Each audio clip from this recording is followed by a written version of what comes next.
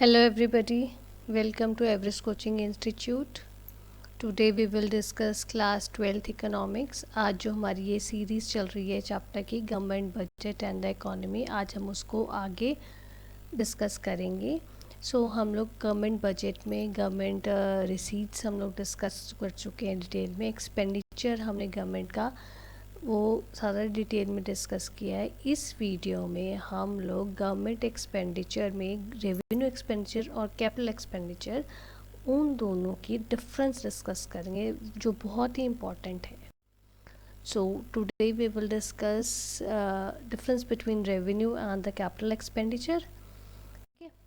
ये जो बेटा डिफरेंस है रेवेन्यू एंड कैपिटल एक्सपेंडिचर, हमने पूरा डिटेल में revenue expenditure and capital expenditure discuss किया हुआ है.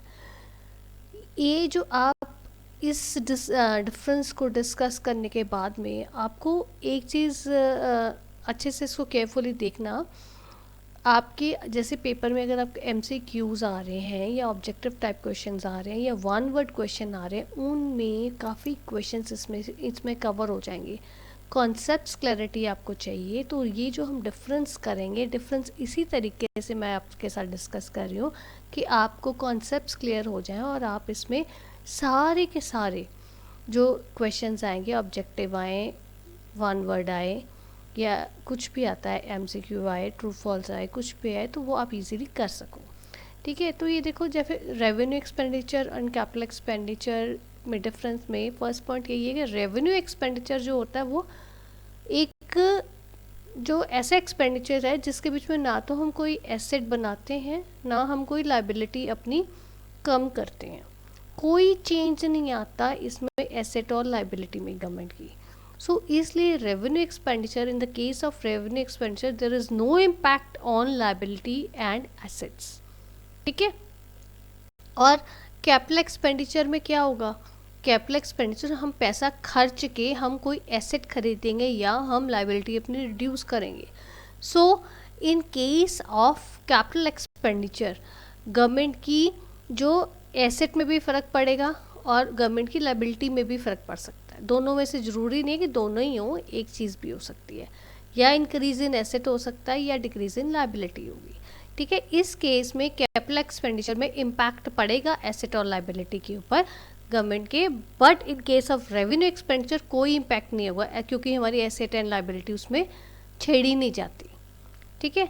Second point is revenue expenditure के केस में जो main focus of the government is on the welfare of the people.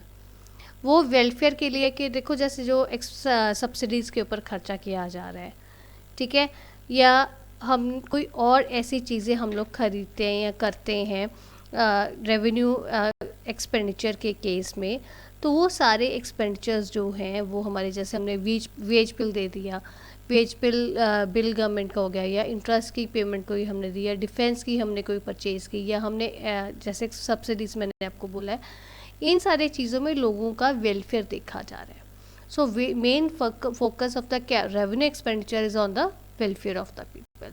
And in case of capital expenditure, क्योंकि हमारी कुछ एसेट इंक्रीज होगा या हमारी लायबिलिटी गवर्नमेंट की रिड्यूस होगी, उस केस में क्या होता है, जैसे हमने प्लांट एंड मशीनरी खरीद लिया, गवर्नमेंट ने लैंड एंड बिल्डिंग खरीद लिए, या परचेज शेयर्स खरीद लिए, या लोन दिया उसने सेंट्रल गवर्नमेंट ने स्टेट गवर्नमेंट को या यूनियन टेरिटरीज को, इन केस पे क्या होगा? इस केस में हमारा फोकस कहाँ पे आता है? क्यों हम देते हैं ये?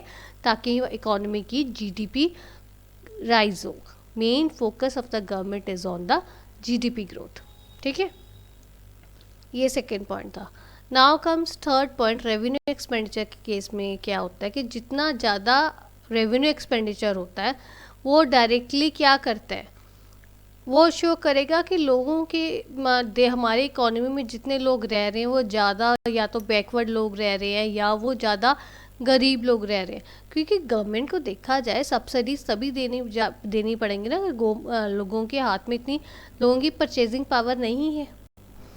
ठीक है ना. तो जितना ज़्यादा रेवेन्यू एक्सपेंडिचर होगा, इट शोज कि इकोनॉमी का जो level of standard of living of people है वो इतना हाई नहीं है. पावर्टी ज़्यादा शो करते, गरीब देश है, बैकवर्ड देश है, पिछड़ा हुआ देश है. ठीक है. और जो कैपिटल एक्सपेंडिचर के ऊपर खर्चा अगर हम करते हैं, गवर्नमेंट ज़्यादा करती है, तो वो शो करता है कि प्राइवेट इन्वेस्टमेंट को डिस्करेज किया जा रहा है।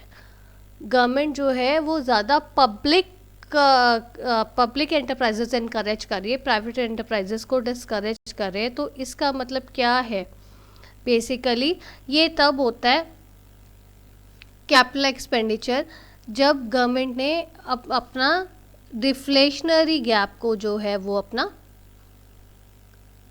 रिड्यूस करना है। उस केस में गवर्नमेंट जो है प्राइवेट इन्वेस्टमेंट को डिस्करेज करेगी और ज़्यादा उसमें इन्वेस्ट करेगी, और ताकि हमारी जो इकोनॉमी में ज़्यादा से ज़्यादा जो है वो पब्लिक एंटरप्राइजेज हों और लोगों का वेलफेयर देखा जाए, जीडीपी हमारी राइज हो, क्योंकि प्राइवेट सेक्टर का ज़्यादा main focus is on the profits होता है।